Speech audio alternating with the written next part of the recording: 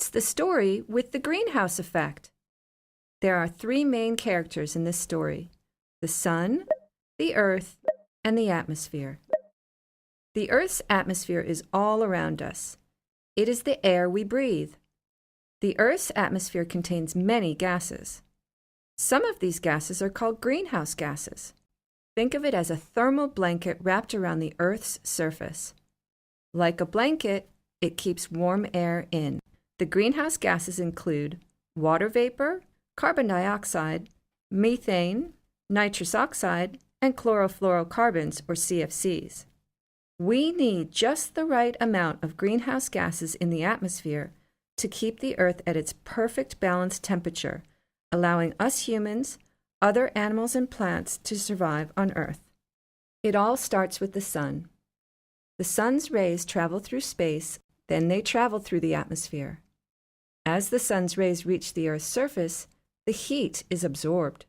Once it is absorbed, some of the heat is transmitted back into the atmosphere. About 10% of this heat escapes into space. This is where the greenhouse gases play a very important role. The other 90% of the heat is blocked and absorbed by the greenhouse gases. They radiate this heat back towards Earth and warm both the atmosphere and the Earth's surface. So, if there were less greenhouse gases in the atmosphere, the Earth would get colder, because more of the heat escapes into space. And if there were more greenhouse gases in the atmosphere, the Earth would get hotter, because more of the heat is trapped in the atmosphere. This is, in fact, what is happening on Earth today, and you have heard of it. It is called global warming. Why are these gases called greenhouse gases? Do you know what a greenhouse is? It's a glass house. The glass allows the sun's rays and heat to enter, but not escape, making the air in the greenhouse hotter. Here's another everyday example of how greenhouse gases work. Think about getting into a car that has been parked in the sun on a hot day. It's very hot, isn't it? That's because the car acts like a little greenhouse. As the sun's rays shine through the windows, the temperature rises, as it has no place to escape. This can be very dangerous. Greenhouse gases act exactly the same way as the glass walls of a greenhouse or the closed windows of a parked car in the sun. They block the heat that radiates back up from the Earth from escaping into space. The result is that the Earth and its atmosphere get hotter. So, the greenhouse effect is the natural process of maintaining the average, balanced temperature of the Earth's surface when greenhouse gases in the atmosphere trap heat that radiates from the Earth. So where do greenhouse gases come from?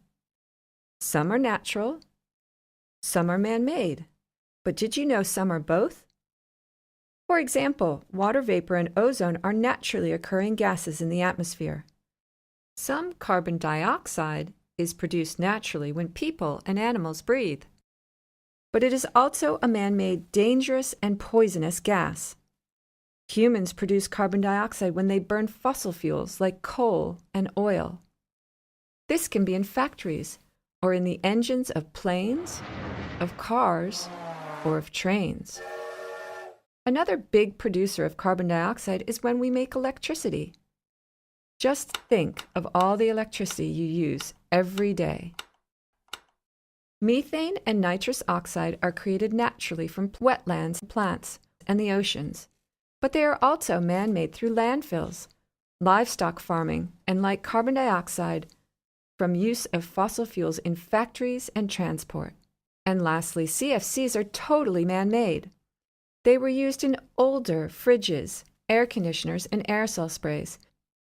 So now we can see that humans are creating a lot more greenhouse gases than would naturally be there. Look at these and think of the things that you are doing in your life that are creating more greenhouse gases in the atmosphere and which contribute to global warming. What could you do differently? Because what is vitally important is that each and every one of us can make a difference and reverse global warming.